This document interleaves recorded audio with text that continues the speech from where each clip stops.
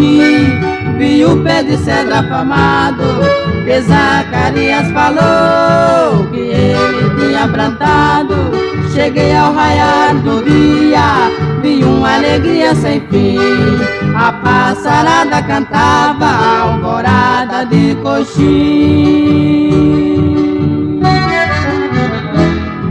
Chegando à beira do rio, vi uma morena faceira, lavando roupa a cantar sobre uma linda pedreira. Olhei da ponte bonita, as águas se misturavam.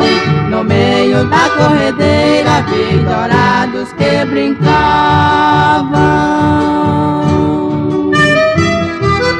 Fui pescar na cachoeira, que tem beleza sem fim, criado pela natureza. É uma das maiores riquezas da cidade de Coxim.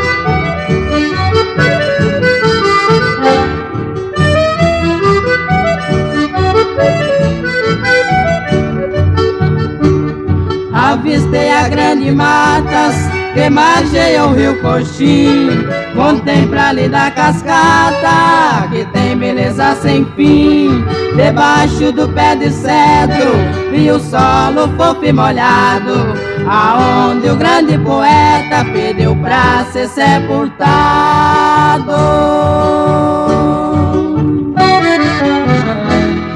Ouvindo o murmúrio da brisa, recordei uma frase dada por Zacarias Mourão em sua última morada. Despedi quase a chorar, com a dor profunda em mim.